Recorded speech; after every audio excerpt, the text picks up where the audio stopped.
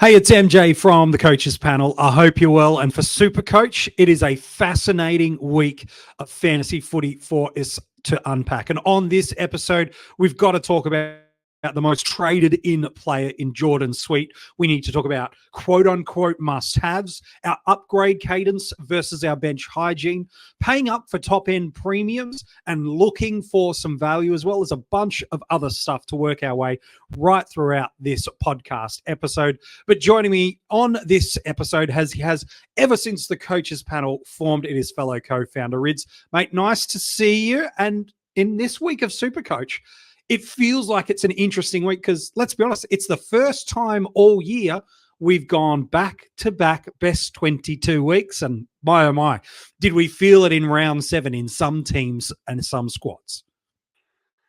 It's an interesting week, this one, because for the first time in a long time, and I know we've had bits and pieces of a downgrade rookie to go through, but we just haven't had someone like Closey a couple of weeks ago when he was going to break all the records. Yeah, not a problem. Yeah. Then we had Graham the weeks.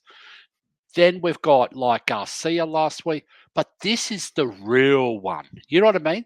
This feels like the first time we've got that guy, the absolute money maker guy for the next 5 weeks, 4 weeks, whatever it is, where he's going to actually spin a lot of cash for us in Jordon Sweet, which means for the first time in a long time, and I don't know about you, MJ, but we've been burning these trades, yeah? Because we've had extra trades, we've had extra boosts.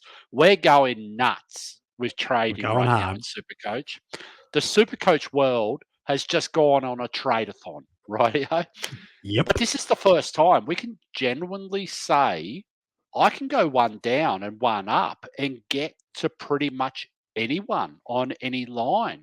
And what a week this is. This is how we used to play, yeah? Yeah, it really is. We've got to talk about Jordon Sweet. You've put him fair and rightfully so at the very top of our mind. Let's just be very clear. Every coach should be trading into Jordon Sweet. There's no must-have, quote unquote, but there are moves that if you don't make, my goodness me, you're really putting yourself on the back foot to success. And so I don't think anybody's going, oh, I don't know about Jordon Sweet. The fact is the club have not only named him on Wednesday night teams, there's no Finlayson. So he's solo rucking. In the same week, they've also come out and said that Soldo is 4 to 5 weeks away. So that pretty much puts him right up to the edge of Port Adelaide's bye, which is the easiest mid-season bye to get to, which again, we'll talk about them in a minute. So the question, Rids, isn't, should we be trading into Sweet? That's the wrong question. The question I want to pose to you is, how should we be looking to get into Jordon Sweet? And what are the moves we can make, knowing there is the opportunity to loophole his scoring, given it's a Thursday night game? Who are the players that we should be looking to offload and move? And talk me through a couple of different scenarios to help coaches. Some have rucked that they're going to move on. Some are looking at other plays. How do we make this Sweet move work for us? Because he's going to be an absolute ripping cash generator for us. I'm going to make massive assumptions right now, MJ. Please. Everyone who doesn't own Sweet right now has a DPP forward ruck, bottom priced guy sitting Livingston, there at Barnett, R3. Heath, something like that. I think that's a fair assumption. Whoever it is, okay? Yeah. That's who we're looking at.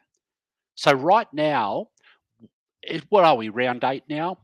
It's time to actually... Yeah, so we've got a lot of fat rookies, a lot of fat cows there, okay? Whether it's, if we're going to go looking at a Dempsey, for instance, or maybe it's Darcy, or maybe it's, let's say Wilson, Karmas. okay? Sure. Maybe there's a couple of midfielders. Sharp would be a perfect player, okay? Yep. And everyone should have DPP players. We should be trading into Sweet at R3 at the very, very least, and we should be doing it right now.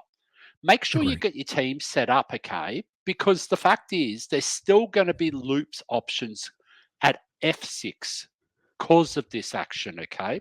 If it's a Livingston that goes into your F8 position right now, you might be able to loop between a Wilson or a Garcia and a Sam Darcy, for instance. okay, at F6. So you'll be able to put Wilson on the bench or Garcia on the bench with the E, then see what he scores. If he goes over a certain 70, 75, maybe you're Sure. happy to take that. If you're happy to take it, then you throw Livingston at F6 and you take the score. And you've also got a VC loophole with the captaincy as well option just there. Yeah. So you're not robbing Peter to pay Paul in that aspect. But I'm going to also make another assumption here. There's two types of owners. There's two types of coaches in SuperCoach, rightio? Yeah. They're the ones that own Gorn and English as a combination. Yep. Then And there's a few everyone thousand else. of those. Yeah. And then there's everyone else, okay? Yeah. It's like you've got a Gorn and a Cherry or a Gorn and a Grundy. Whatever it is, there's a Gorn different Marshall, combination. something like that. Yeah. So let's categorize it. Anyone with Gorn in English, do not look at Sweet as R2, please, this week. It's R3 Just only. trade into him as R3. That's the only option you're looking at. And he's only going to be a cash generator until he actually falls out of that team, whether it's through soldo, whether it's through injury, whatever. When he makes his cash for you, you can then flip him to whoever you want down the stretch, whether it's round 14 after the bye, round 13, whatever happens will happen, okay? Sure. Then there's everyone else. If you've got one of English and Gorn at R1 and you got anyone at R2, and that could be Cherry, that could be, I don't know, Grundy, that could be Marshall, okay? That's the interesting conversation because you know what? Sweet now has a little bit of security around this role. We know that sole rucks in SuperCoach are some of the best role for scoring that you can possibly have, especially someone like Sweet, who's mature age body. He's not like an 18-year-old kid that's just come into the system to fill in. He's actually very, very mature. He's played a lot of VFL. He's got hundreds seasons behind him in VFL, which is grown men playing against grown men. Yeah. So he's over in the SANFL right now doing the same thing as he did the last 5 years in the VFL. Like the fact of the matter is, he was promised a first rucking spot to come over to Port. You know, unfortunately, Port have promised two guys, and then they went with Soldo first. But he's now got his opportunity, Yeah, he does. And you know what? I can tell you now, MJ, I don't think there's any guarantee that Soldo's actually cemented his spot right now with that first few stretch. So there's every possibility Sweet could actually play himself into a number one ruck spot here for Port Adelaide because he does offer quite a bit. He tackles, he gets around the ground really well. Good mark. Yeah. Oh, mate. And you sort of, I don't know about you, but every time I see a ruckman with a little bit of tape around their shoulders or something, you know that's a true ruckman, yeah? Yeah, that's right. If there's not a mummy bandage on him, then you know they're a little soft. So, yes. Yeah, so and he's got that, I don't know, it's in years gone by, we had a Briggs last year that came in around this time. We've had an O'Brien come in a couple of years before. Steph Martin a while back. We always seem to get one every couple of years. A few years ago, that's gone back Mitch Clark up in in Brisbane, and he actually, took over that number one mantle. We've had plenty of instances of this over the journey. Even if you want to say we've had instances of Jackson being the number one ruck. We saw it last year with Gorn and Grundy. When Gorn missed, we saw Grundy really spike. We've just seen it year after year. Every time someone comes in as the number one ruck and a sole ruck. This is the key, the sole number one ruck. And his run isn't too bad either. So I wouldn't be too worried about that. Fixtures really nice. Talk to me about it feels like you've mentioned those that are in the English and Gorn camp, R3, milk the money train for as long as it works, and then put your, ruck forward that's at basement price back into the rucks if you want, flip him when he hits his price. Fine. It does feel like whether it's a Grundy, whether it's a Marshall, or whether it's a Cherry, while in principle you could argue it's the same trade with them at R2, Talk to me about a couple of things. One, we do have the Thursday night game. We have the option and opportunity to put him at R3, loophole the score, and he was excellent last week against St Kilda. I think it was like a 138 or something like that off the top of my head. Granted, he didn't ruck against much because Marshall was severely impacted, but he scored well, and who cares? The price is what matters to us right now. But it does feel in a coach's mindset as if they're Marshall owner, if they're a Cherry owner or a Grundy owner, yes, you can trade into Stewart or make a loophole maneuver. To you, does it not matter that if you're one of those three owners at some point, you're moving them out almost regardless this week? Whether or not, Sweet might need to maybe score a certain level, I'll listen to that. But to you, is it one of these three guys, doesn't matter who they are, you're moving them up and on to something else and taking Sweet? Well, at the end of the day, it's all about a like-for-like match. Now, let's forget about positions right now. Yes. Who have you got more confidence about? Russell Ruck, who's leading their team, okay? Mm-hmm. Coming off the back of a 130. Scoring, coming off the back of a 130. And I know you just said a minute ago that he wasn't rucking against much, but the thing is, he did what a good ruck should do against no opposition. Scored well. It's well and good to say, oh, yeah, but Marshall, was injured. Couldn't jump. But and you were rucking against Caminiti. But guess what? How many times have we seen these guys go up against inferior opposition before and sucked at it, rightio? Yeah. This guy took his opportunity. So I don't think we should be taking it from that point, that lens, if you want to, if that makes sense. No, it's good. Yeah, definitely He's absolutely dominated the guy. So he's done what we needed to. So let's just say, what would you think about 75, 80 as a sole ruck? It feels a safe basement. Look, it's a tough matchup. Riley O'Brien's not the easiest to score against, but all it takes is a couple of nice hit-outs to advantage. All of a sudden, a couple of those turn into score involvements, takes a few contested marks, does a couple of good things at critical moments, which Showdown seem to give you a plethora of. And he gets to 75, 80 without too much work. So you think about it now. Let's go through the rooks, okay? Mm-hmm. We've got Sam Closey, who's averaging 93 right now. We've Doing got fine. Will Graham, 76. Doing fine. Got even a Riley Bonner is at 80 at the moment. Yeah. And I know I've just included him just to put some figures on it, okay? Let's look at Brown in the back line. Yeah. He's averaging 60 right now. Zach Williams is 68.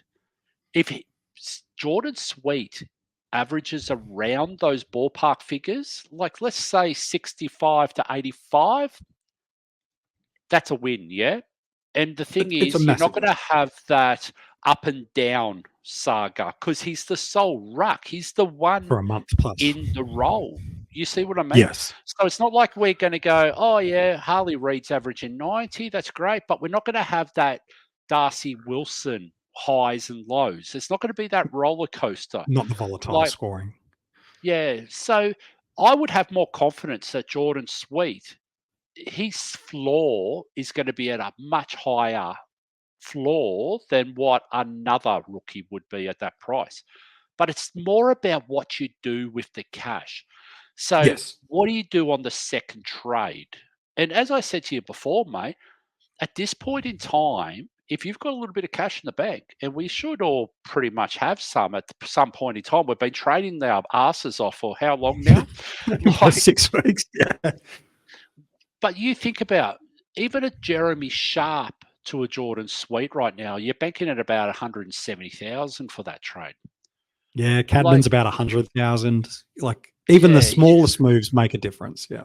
And if you have a boost left, you only need 2 of those to get to an absolute gun. And I'm talking the Sarongs, the Merritts of this world, the Rows, if you want to go that way. We're talking about the big dogs. You can actually go, and you might have been sitting there for the last 6 or 7 rounds going, how did I miss this guy? And I'm how many times have we been talking up Matt Rowell for years? Yeah. Matt Rowell's going to be a gun. He's a super coach. He's a beast. And we've missed him. Yeah. A lot of people have. He's gone 131 for the season. So let's get really granular for a moment, just to really help people. And then I do want to talk about premium midfielders. Rowan Marshall owners, he's been okay the past 2 weeks. One of them, I think owners should just be grateful that he found a way to get back on and get you to a respectable score, because there was a minute there it looked like he was giving you, I think he went off the ground with a -3 or a -6. So there was a minute there that you were having a disaster. And while what he gave you last week's not ideal, it's better than what it looked like halfway through the first quarter. We'll know potentially by the time you're listening to this, we'll know what teams look like, whether or not he's named or not, whether Tom Campbell is in with him or not. I think it's more likely to be a Jack Hayes coming in and playing a relief ruck role from the forward line rather than two quote unquote pure rucks, but we'll wait and see. So Sweet in, if you're a Marshall owner, almost regardless of what Sweet does, is it a pivot regardless? I think it is, mate. I really do. You know, at a break even of nearly 200 for Marshall, it's huge, isn't it? and then you've got a minus 198. 113 for Sweet, as you can see on the screen. Like, we're talking over 100,000 turnaround just in price itself, and we're not even thinking about. And if we're not talking about a fit, like very match fit, very super. We're talking about a guy who actually got injured last week. And has looked tired the week before too. Yeah. Yeah, but it's not just he's looked tired. The coach has publicly come out and said, hey, we're going to rest this guy. We need to manage him through to the end of the year. And it's not just once or twice anymore, MJ. It's actually multiple times. And you know the scariest thing? There's every chance that both of those guys come into the team, because it's not like St Kilda have got any forwards right now. No, and they've got North Melbourne this week. So even if he does play, we've seen previously, even as recent as last year, Rowan Marshall got subbed out because you could build a really compelling case that he's the most important player right now at St Kilda in terms of their structure. So let's just go back 1 week, MJ, against Western Bulldogs. He scored 51. Now, people were buying into him at nearly 600,000 that week. They did. And I know sometimes we have to bite the bullet, and we always preach, hold your premiums, back your premiums. Sure. But we've got a gift horse right now that's with staring Sweet us there. with Sweet. Yeah. That's a very easy trade to free up 400,000. Well, and it gives you the money to go any cash cow at any line that's made any money, throw that 400K on top of them, and you can politely, even with no money in the bank, get just about anyone in the game. So I'm with you on that. Think about this, okay? You've missed Gawn. I'm just going to put names for those that aren't there. Yes, please do that. Let's go Marshall to Sweet, and we're just going to bank that 400K. 100%. We wait for 2 weeks. Sweet's going to be close enough to 300,000, if not a bit more. You could pretty much just go straight to Gawn in 2 weeks' time. And you might have been sitting there a couple of weeks ago going, how am I going to get to him? Well, guess what? You've only used 2 trades to do it.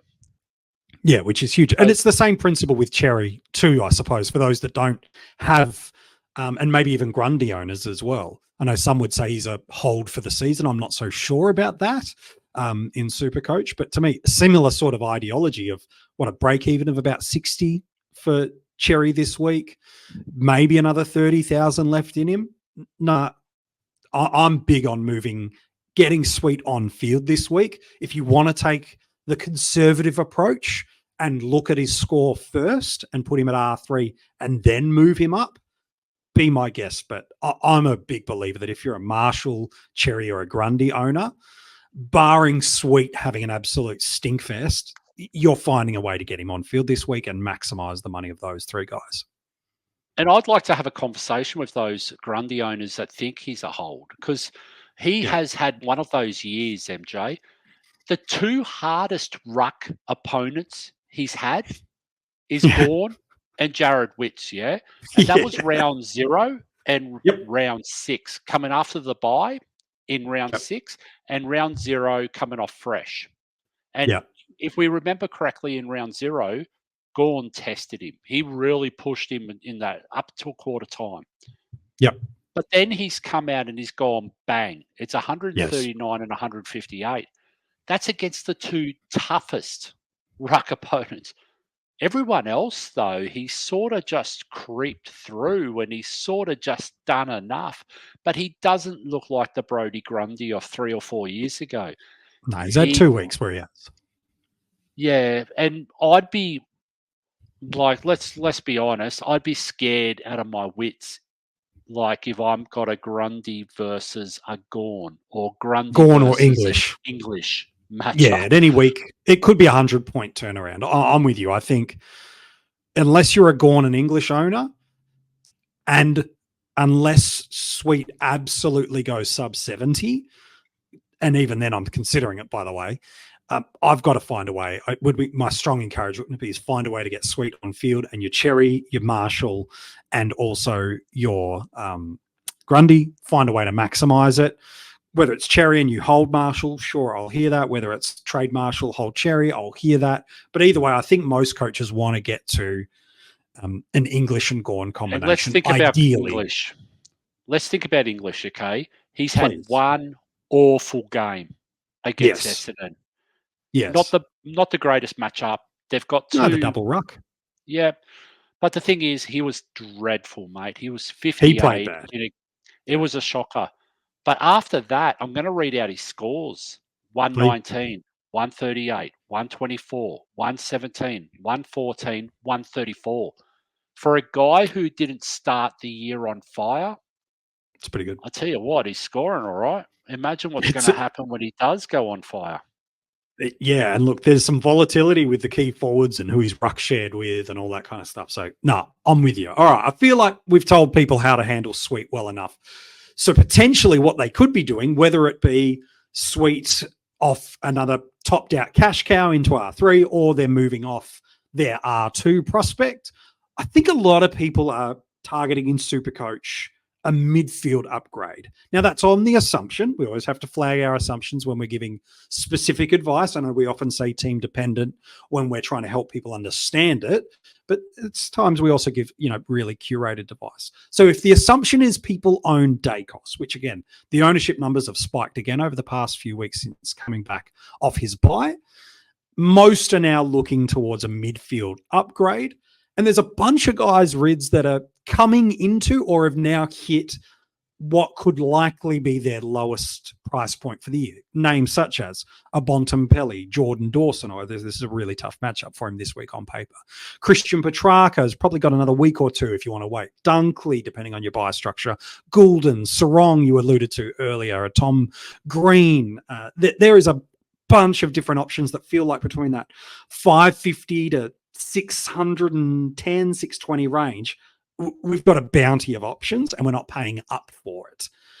Who are the ones that lean their most favorable to you that you would prioritize as value is probably too loose of a statement, but made a little bit of money saving for you and now you believe they're top line mids?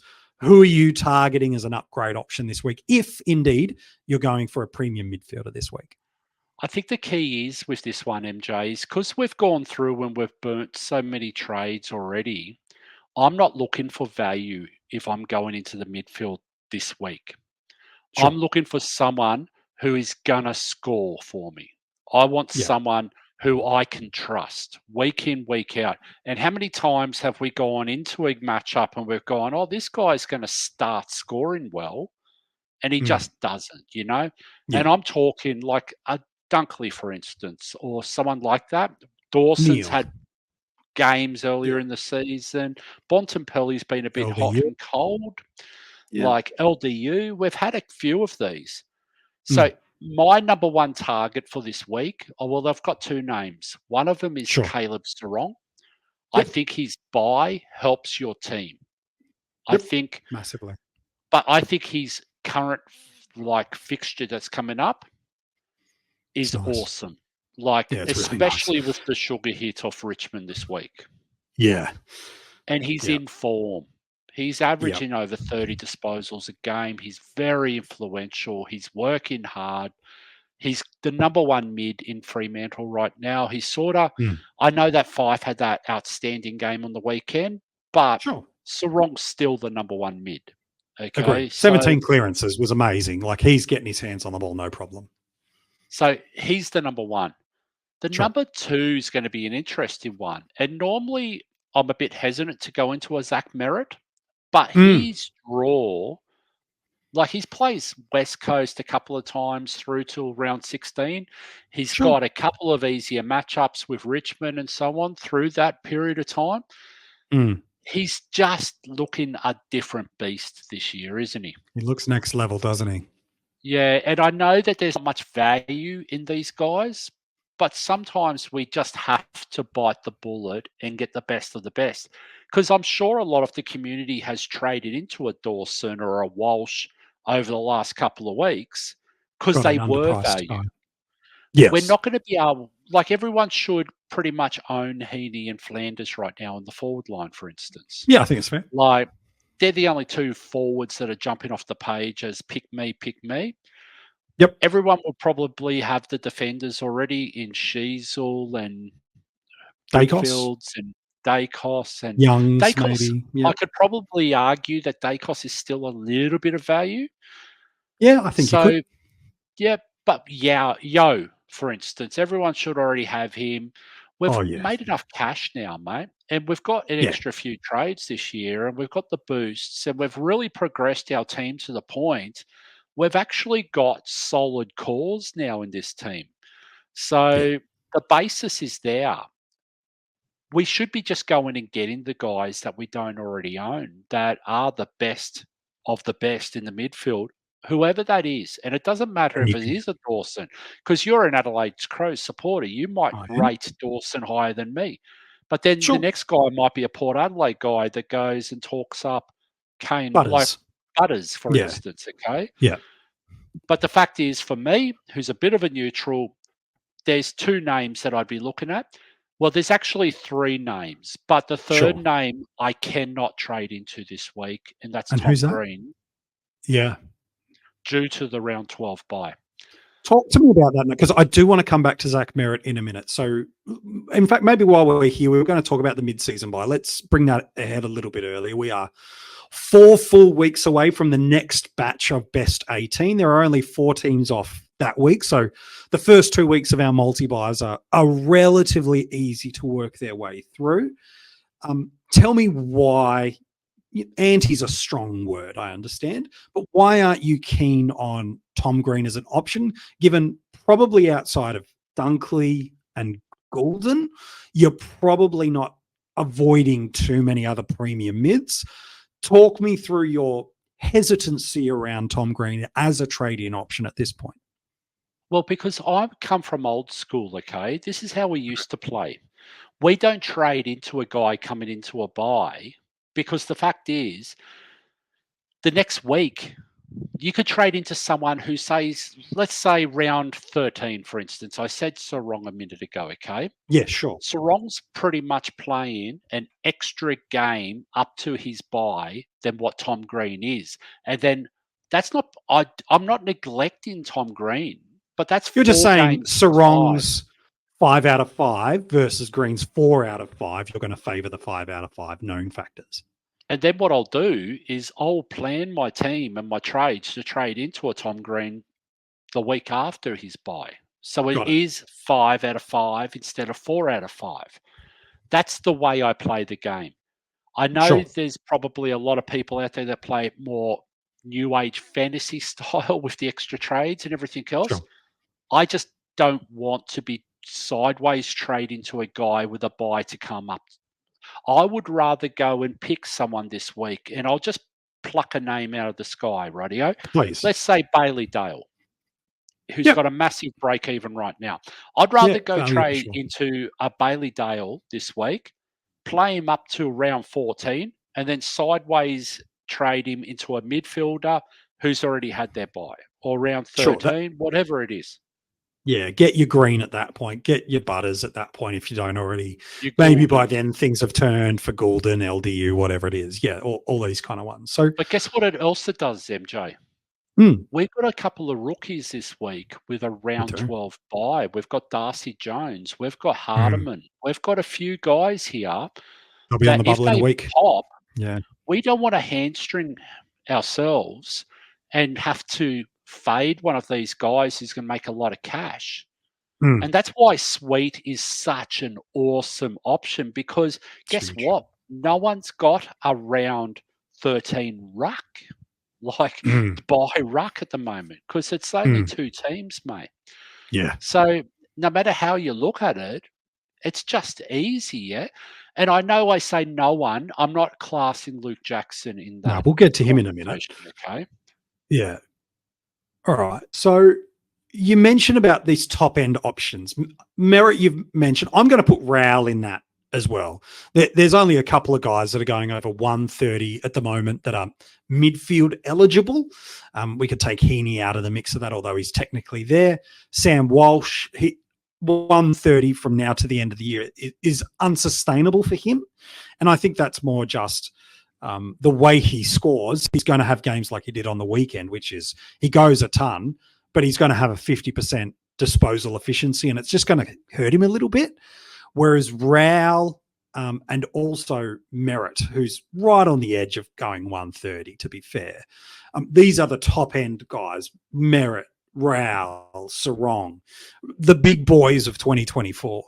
Are you comfortable? I know you've already said it for Merritt, but Rowell's at a comparable space and only 14,000 more expensive, more than Sarong. So maybe that talks you out of it. But are you happy to pay $600,000+ for guys, knowing that in a week's time, Petrarca is going to be $100K cheaper? Clayton Oliver is going to be crazy cheap. And then already the other names that we've already alluded, the Bontempellis, the LDUs, just a plethora of previously proven 110 guys.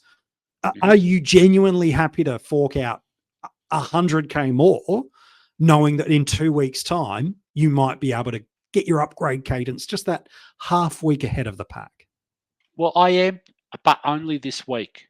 Because the Right. thing is, Petrarca is still going to be there very cheap next week. Yes, he will. It's the matchups I'm looking for this week to get that sugar hit with the guy coming in. But it's also the confidence I got on a Zach Merritt, on a Caleb Sarong, for instance. Matt Rowell, we could probably and ah whether we've got confidence around and if whether our appetite for that risk at that price point, because we just haven't seen him do it for a full season at this standard. He's very capable, though, MJ. He's very, very capable to do it. But Mate, do I his want lowest to score of pay? the year is 99, and his second lowest score of the year is 129. So he's going just fine. He's going fine, and it's a great pick for everyone that jumped on him at the start, mate. But Correct. the thing is, do I want to pay to be proven right or wrong? Because that's going to be a season killer. 654 is a lot of money. Yeah. It's too much money for that. Whereas a Zach Merritt, we've seen it for years, yeah? We may not have seen it at this level, but it's still within 10, 15 points of what we've seen before. And you could probably argue, not really, but you could probably argue, though, with Zach Merritt, okay, that the team as a whole is better. So they're going to have more score attributed to them. So just out of that, like people work into space, he's going to hit people better. Am I worried about the tag? What kind of tag is going to stop? We haven't seen anything about a tag this year, have we? Like, can you think of one tag that's been applied for the whole year that's actually done a job outside of Windhager a couple of weeks ago for Josh Kelly? Yeah, you could maybe argue Finn McGuinness in principle, but Windhager's the one that's killed someone. Outside of that, we haven't seen And we normally don't, to be fair, over the first 2 months of the year. It's often a lot of coaches go, our game style versus your game style, we're going to take each other on. And then once we get into the groove of the season, which we are now, okay, then occasionally we start to see that lockdown. But even that, like Merritt's become much more attacking forward half of the ball. His defensive work rate is through the roof. He's kicking goals. And so, yeah, if I'm paying over 600K, like he's in the conversation if you're not a Sarong owner for sure. Yep. So that's the point. Am I scared of a tag? Yes, I am. Yeah, but is every team going to tag? Is it going to be a week after week after week proposition? No, it's not. No. So would I trade into a Hawthorn matchup this week with Sam Mitchell as angry as what he is? No, probably not. But I'm not Probably doing not. that. No. You know, you think about the matchups that I'm talking about, Richmond, West Coast. We're talking about teams that are in rebuild to a point. What's the benefit of these teams actually having a tagger go out and stop someone? And I'm not trying to be disrespectful to West Coast, but the fact of the matter is they've won a couple of really good games. But the thing is, no one's talking about them as finals contenders. No one's talking about Adam Simpson having to save his job. You know, they're the sort of conversations I worry about with the tag. Because you think about it, like Sam Mitchell had expectations this year. Yes, and he's been disappointing. The team's been disappointing. Yes, they have. Guess what they did well late last year, MJ, where they were winning games. Yeah, they were locking down with McGuinness. Yeah. And it's an interesting one. Missing at the start of this year, who's now playing, is Will Day. The thing is, I think Sam Mitchell was hesitant to do that because he didn't think the midfielders were able to win the ball on that one-on-one matchups. Sure. But now Will Day's there. Now Jai Newcomb's starting to find a bit of form. They're not going to be torn up if they do have a designated tagger in that midfield. So whilst I'm not scared, I am cautious. You're aware that at any given week, again, matchups pending, we do know there's a history of Merritt receiving attention. It's a bit more distant history. There is history where he does dish out 50s, but more likely as an 80 or a 90, which again, if that's your basement, I'm okay with that. It feels like a luxury trade, but seeing it scattered across the community currently, Luke Jackson is in 41% of teams. Priced over 500,000, going an average of 100. Now that's certainly bolstered by a monster score in round 2, but the reality is it's what he's got. No tons in the past 5 weeks, Rids, and a break even 120, and Sean Darcy back in the side. All of these things, you stack them up, you go, maybe it's time to go. To you, is Luke Jackson for the almost 50% of the competition? Is this a trade out priority this week, or are there other spot fires or focuses that Jackson owners should have? Well, the first things first, who are you trading him to in the forward line I'm talking about? Like, there isn't anyone in the forward line that's absolutely creaming it right now. Like, who are you trading Luke Jackson to? No. Like, oh, well, Sam Darcy's been okay. Harley Reid's been okay. But they're not premiums. No. Like, okay, that's the first thing. The second thing is I wouldn't talk anyone into trading him in, put it that way. Okay, so there's no conversation happening. Oh, yeah, you got to get Luke Jackson this week. That's not happening. No. But the thing is, are you going to trade out? Okay, so who to? It's not like we've got this luxury of 55 mid-forwards sitting in the midfield to trade him to the best midfielder in the comp. It's not. Sure. But guess what? Luke Jackson to Jordon Sweet does work, MJ. Well, it's actually a very nice one. With the round 13 buy, yeah. And I can tell you now, and you're 100% correct with what you said before, Luke Jackson had 200s to start the year, bang, bang. And ever since then, he hasn't been amazing. He hasn't been terrible, though. We've talked in 2 scores of 70, 3 scores of 90. Well, like, it's not the end of the world. And he does give us that flexibility. But we may It's not huge. have a DPP R3 after this week, Surely. especially if you Surely. own English and Gorn. So again, Well, we go depending how back you're to, getting to Sweet. Then. yeah, well, if you've got English and Gorn and you had Luke Jackson, that's a perfect way to free up coin, mate. And we've got Mm-hmm. enough rookies, okay, that are performing close enough to the top of the line or that Yep. second layer of the top of the line Yes. that you'd be absolutely crazy not to actually explore it at the very least. But I if think you've so. got Jordon Sweet as your R2, Mm. okay, you should not be trading out of Luke Jackson this week. Put it that Oh, way. 100. Because you want to have that security of having to swing someone in and loop Sweet and Jackson to a point at R2 in Absolutely. that sort of world. Yeah, absolutely. And again, you talk about matchups over the next couple of weeks, just looking at it for Fremantle. They're at the MCG against Richmond. You'd think that's relatively on paper favourable. The Swans the week after at Optus, on paper a bit trickier. And then that's St Kilda at Marvel Stadium. So there's a couple of matchups there that if I was Luke Jackson, and remember last year in Supercoach, he still gave us tons where he was the 60, 70% forward. So if you think that he can get his hands on a couple of decent grabs up forward, let alone match up really well against opposition's team number 2 ruck, gee whiz, you're in a luxurious position if Jackson is the trade out option this week for you. If And you're guess what, prioritizing him FJ? out over Dempsey, Sharp, Clark, whatever, like my oh my, you're doing well. He's averaging 102. So if you started him at the start of the year and it's now round Exactly. 7, you've got 700 points for Luke Jackson. Correct. Like you should be just cashing in now. But again, it's gonna depend who you got at R1 and R2. Yeah, I think Like that's a good summary for people. someone like myself who does have gone English at R1 and R2 Yep. is I have to explore Jackson to Moving Sweet him on. at R3. Yes, absolutely you should. And But that's again, what I'm doing this week.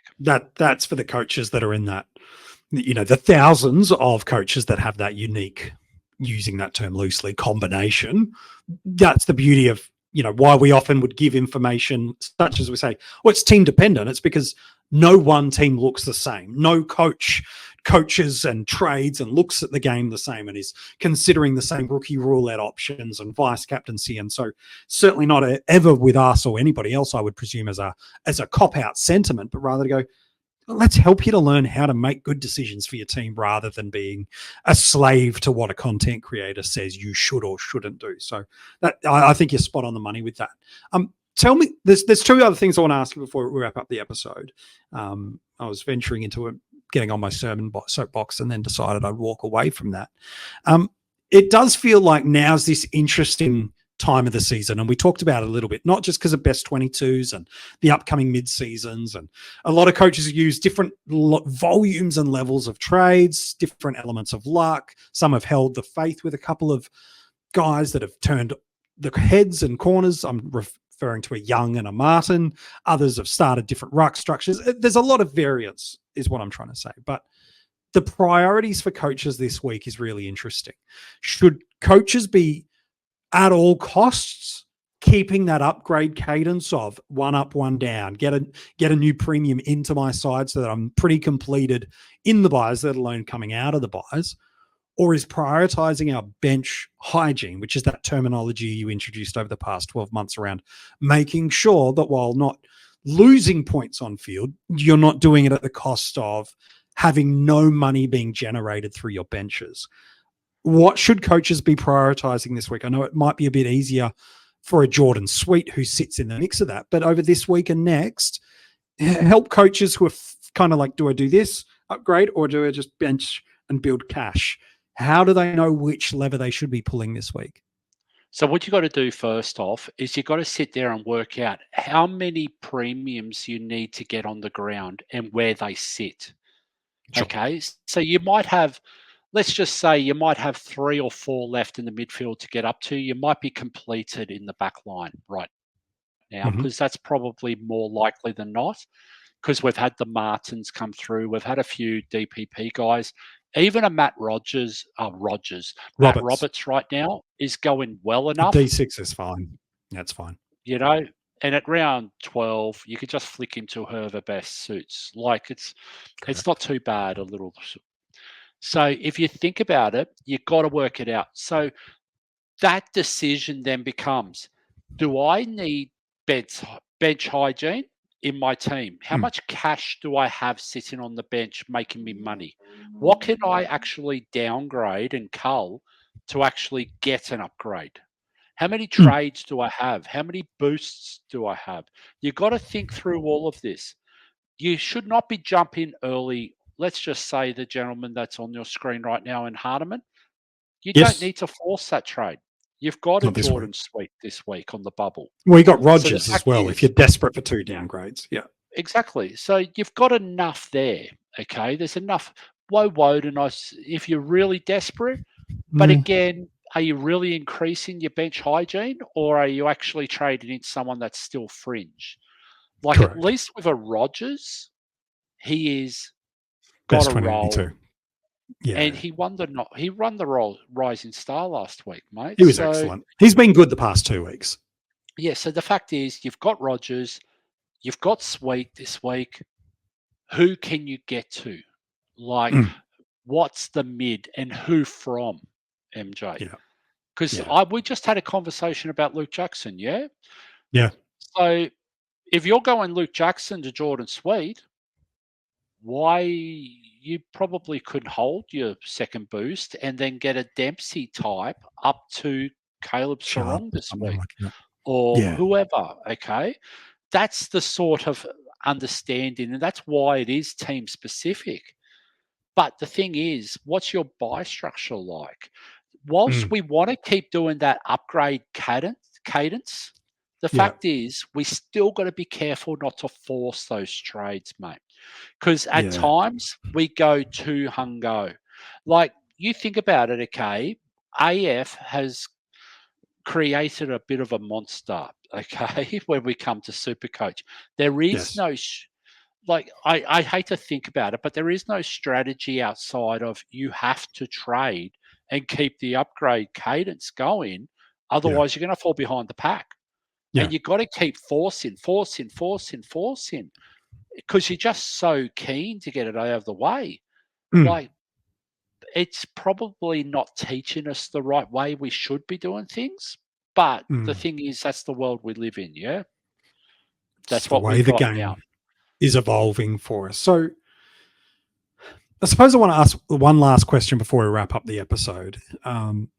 There have been some players that have just been awesome for us for big chunks of this year.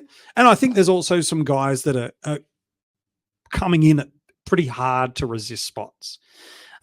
I think we've said it multiple times across the almost decade we've been doing the coaches panel.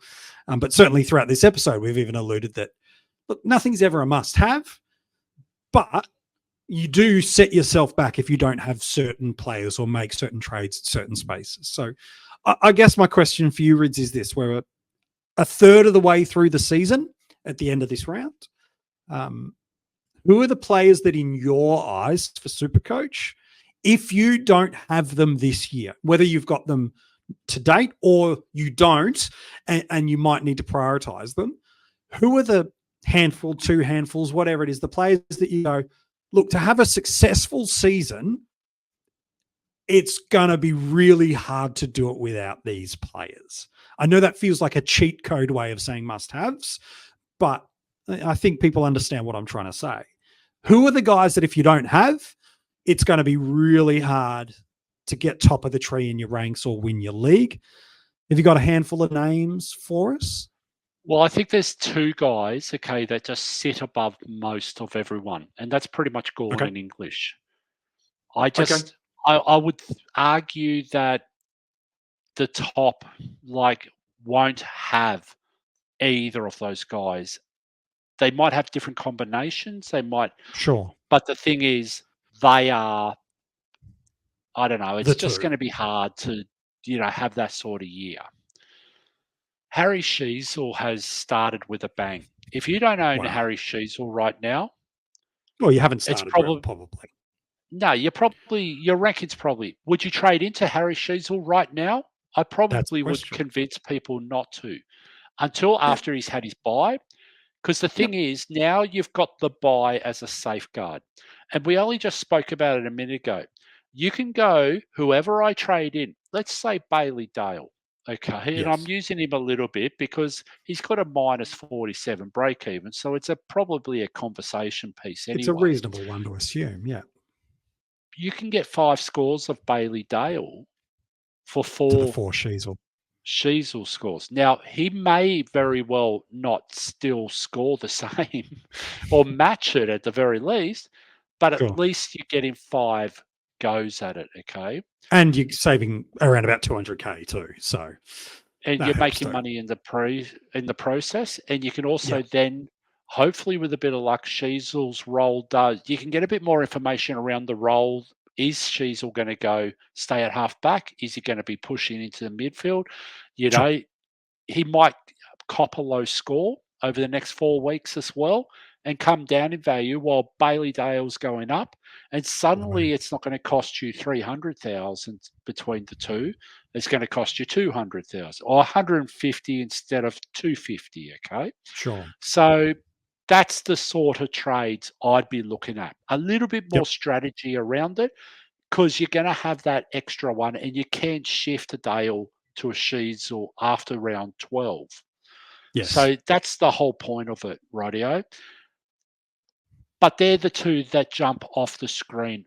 I think Caleb Sarong, I just don't see a world at the moment he's not going to do what he's doing. And Mm. I hate saying he's untaggable. Of course he's taggable, and guys like Willem Drew and stuff have done it in the past. Yep. But, I mean, we just saw Fife go absolutely nuts on the weekend, yeah? Yeah. Are you going to send them to a guy who is in and under everything in Caleb Mm. Sarong? Or are you going to send them to a Fife who's absolutely ripping your heart out with what Yeah. he's doing right now and inspiring his team and the crowd and everything else? Who knows? Mm. Or do you just go, you know what, I'll have a bit each way and but again, it's a hard decision, radio. But he's Yeah. another one that I would be look, I'd be a bit worried. Ask me 5 weeks ago, 6 weeks ago, Yep. Bontempelli would have been at the top of the list. Yeah. Now, there's just something not quite right with Bontempelli at the moment. I don't know Yeah. I whether agree with it's that. a Bulldogs Association or whether it's Injury, there's something. just something not right. When the Bulldogs needed their inspirational captain to be in the guts and to be winning that game of football against the Freo Bull in 5, Mm-hmm. Bontempelli sat on the bench for 8 minutes, mate. Yeah. There's something not right there. I don't know what it is. We'll probably Sure. likely find out at the end of the year. Yeah, Bontempelli was carrying something, through that Mm. period. And we saw it last year, yeah, with Andy Brayshaw, with Jack Steele, with a few others. If you had asked me before Tim Mitchell traded into Jack Steele 2 weeks ago, I would have had Jack Steele there. But Yeah. the kiss of death has gone on to Jack Steele, and He suddenly owns it, which the I love. the Yeah. band-aids and the bandages and the injuries have come back, Yeah. and it's all Tim. Like, let's not be silly about this, yeah? It's He's 100% he Tim. says it's him. Yeah, he's Yeah, very he happy to he own it. owns it. He puts his hand up. He actually is starting to tell people who he's trained I, appre- into each week. it's your own worst enemy. If you're trading in and Tim's going, "Hey lads, I'm doing this." Okay, yep, jump off. That, And you know the he's funny a thing community about it service. though, MJ? Yeah, He's a one hell of a coach too. he's having a good year, isn't He he? Yeah, he's doing knows really his well. stuff. Yeah, he's doing Imagine well. what happens if he didn't tell everyone and jinx it every single week. Like, he would actually be that far in front of everyone. It'd be Yes, ridiculous, right? So in a way, he probably can't win anything anyway because he works for that's why. Elvis. That's what he's doing. So yeah, and he He's like, if I does. can't win it, you think of Dossie, who's just moved over into the SC world. I Yes. mean, he's Dossie on speed, yeah, like type scenario, like, and we all have history with Dossie and AF and everything Yeah, else. we do love him. He's a good man. Yeah, well, these guys are legends, yeah. Yeah, So, they're great people. No doubt. but the fact of the matter is, they're the type of guys. And if you pull up that list again, you had pitchers like Nick Dacos. We can always and whether he's going to take your season away from you. At the Sure. moment, I don't think his role is like it was last year when he was taking the season away from us in the early days. Yep.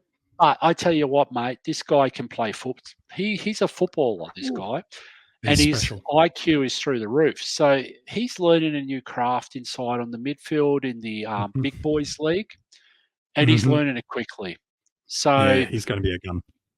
but you think about Nick Martin, the other guy you had in that picture. He went Yeah. forward in the last quarter last week. Now, whether it was related to Jones and the sub of Hind coming on and Sure. Hind only playing that role, who knows, mate? But I can tell you now, at the start of the fourth quarter, Nick Martin, before the injury occurred, was in the Mm. forward line. Yeah, So, it's true. yeah, so I don't know. There's still questions everywhere right now. And what a Yeah. year though, MJ, yeah? The Well, other that's the two beauty of guys it. I just want to highlight is Please. it's Heaney and it's Flanders right now. Yeah. But It's I tell hard you if you what, don't have mate, him. if you don't have Heaney right now, I'd probably be telling you not to trade into him either. Just, yeah. Because I don't know what's going to happen when Parker's back. I don't know what's going to happen with Mills. I don't know where Tay Adams plays his best football, where he doesn't with a full team. I just 100%. have no idea. I have no idea if the young boy from last year in Sheldrick comes into that team after a few games and Yep. does what he did last year. Mm. Mate, there's that much questions at the moment. But the thing is, you just got to be patient a little bit. Yeah, Let you the do. let the time go to get your answers. Don't just trade into them because that's what we're doing because it's more AF and more trades and more boosts. No. Because guess what? We're going to run out of trades at about round 18, 19, and we're not going to have any trades when it comes to finals time. And yes, Yeah. we're all going for rank right now, Sure. but I mean, we still want to brag to our mates, yeah, in the Still finals. want to win a league or two, don't we? Let's Oh, be we got to honest. shit stir them, mate. Let's be honest. If the opportunity is to get more and save 240K, give or take, or get Heaney, I'm taking a Dylan Moore type. Like for me, like I'm absolutely doing that. That might feel like I'm skimping on options, but the damage is done with Heaney, for example. Now you're just paying through the roof for it. The damage is done. You've missed it, mate. I'm going elsewhere. Yeah, but I So can tell you now, mate, Jackson McRae last week was not a bad player. He had a pretty he good was game good. last week. He was good. It just yeah. I don't know. CD's got this. Maybe they've been playing AF for a while, and they've got that whole negativity about McRae at the moment. Because Sure. I thought he was harshly dealt with. Okay, with his score last week, but Mm, that was I didn't go in and check all these stats and make sure it all. Someone like Jaden does that. Not a drama, okay? And yeah. what I'll do is, if Jaden's listening to this, I might reach out to him and get him on one day to actually talk us through it all. But the fact of the matter is, okay, it's still some of this is subjective, still unknown, Sure. secret herbs and spices type. But someone like McRae, I just would be a little bit hesitant to be traded into at the moment in Supercoach. This is Sure. because I just, how many times have we been through years where we go, oh, so and so had a good game. Oh, he's scored 80 this week. And so and so didn't have a great game and he scored 120. And yes, we get that answers why later, but we're Yes. still not really clear on how that's happened. And that's what I did last week, okay, with McRae. I actually was watching the game and I was thinking, okay, McRae's got a lot of effort here. He's Mm, going hard. And you think about it, you said it a minute ago, okay, mate. Like, who were you talking about with the guy that wasn't effective with his contested ball? Oh, Sam Walsh. Yep. So that's the whole thing, is it's still objective, okay? If it's a 50-50 contest, you've kicked the ball to, and it Mm, falls the wrong way, is that ineffective? Is it not? Like, it's still sure. subjective to a point, Yep. and it's still determined by luck to a point as To well a at point. times. Yep. I think that's fair. Hey, mate, you've given us a power of stuff to process and to think through, which is one of the things I appreciate about you, but also, the guys here that we work with at the coaches panel help us process things through, give us ideologies to marinate on, and then give us the information we need and confidence we need to be able to then make the right trades for our unique team and situation and mindset. Hey, mate, as always, a pleasure talking SuperCoach with you. Always, mate. If you want to go and check out any of the other episodes we've done, we've got an AFL fantasy strategy episode in the same place you're checking out this one. You can go and do that every single week. We are dropping a SuperCoach focused episode as well as an AFL fantasy, so you can go and do that. If you're watching these on video, hi, nice to see you. Comment below and let me know in YouTube, who are you trading in SuperCoach to this week, and how many boosts have you got left? If you haven't subscribed to the channel yet, make sure you go and do that as well. And if you're listening to this via any of the audio podcast platforms, make sure you followed us along through there, giving it a 5-star rating. And if you're listening to this on Apple Podcasts, give a review. And if it's a nice one, I'll even read it out on an upcoming SuperCoach strategy episode. So if you want a bit of a shout out, get to work and we'll do that for you. Well, if you want to become a Patreon, these guys and girls are getting some incredible bonus content. There is a tier that's right for you, but can I encourage you, the premium tier is getting some level content. They are getting 4 podcasts a week out of us, as well as hidden group access to a bunch of different stuff. The rewards our premium tier Patreons are getting this year, let alone anyone that's a Patreon, are just elite. If you want to jump in and become a Patreon, follow us on social media or get in touch with us in any way you can. All the details for those things are in the description of this episode. Hey, good luck with round 8. We hope your vice captain nails it early in the round so you don't get stuck on those 50-50 captain calls. I hope rookie roulette is kind to you and your upgrade moves and your bench hygiene decisions all land perfectly for you. Until we talk to you next week, good luck, and we hope it is a good week for you.